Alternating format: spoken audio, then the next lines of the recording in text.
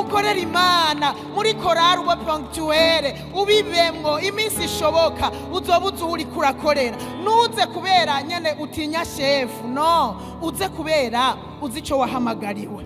Hariho umuntu aguma araba isaha ari muhira, reka ndindire, saha 9 ntiragira ngo nje muri repetition, aho ntacari karakora.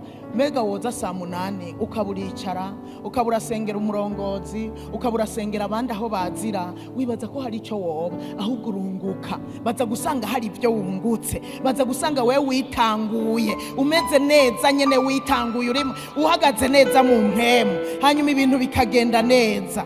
Haleluya. Niyagira uwunkorera nankurikire, kandi aho nzoba ndi umukozi wanje nihazoba. Niyagira uwunkorera data azomuha icubahiro. Uwo ni Yesu yari karabivuga. Haleluya, haleluya. Azoguha icubahiro ukiri hano, ariko niwashika no mwijuru uzogihabwa mu izina rya Yesu. Tuwe na uhakika kwamba Yesu atarudi. Tubimenye neza tudakekeranya ko Yesu azogaruka. Haleluya. Kandi azobaje kutujana, nazogaruka je kongera kuvuga ubutumwa bwiza. Azobaje kutujana, azobagarukanwe na jewe, azogarukanywe na wewe. Uzoba witeguye, uzoba wapfuye ugavye.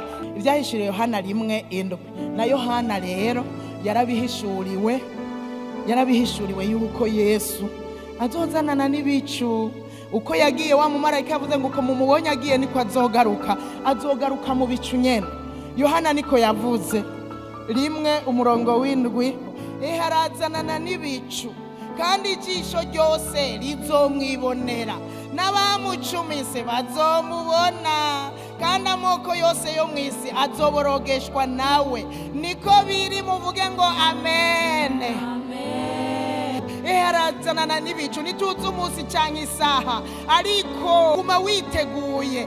Harazanana n'ibicu, ijisho ryose rizomwibonera, n'abamucumise ngo bazomubona. Haleluya. Ijisho ryose rizomwibonera. Harazanana n'ibicu. Yohana yarabihishuriwe.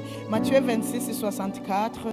Yariko yishura umuherezi mukuru, aravuga ngo yamara ndababwira yuko uhereye ubu muzobona umwana w'umuntu yicaye iburyo bw'ububasha aje mu bicu byo kwijuru. Yesu yaravyivugiye wenyene ubwiwe. Bazomubona, ati muzomubona, namwe muzomubona.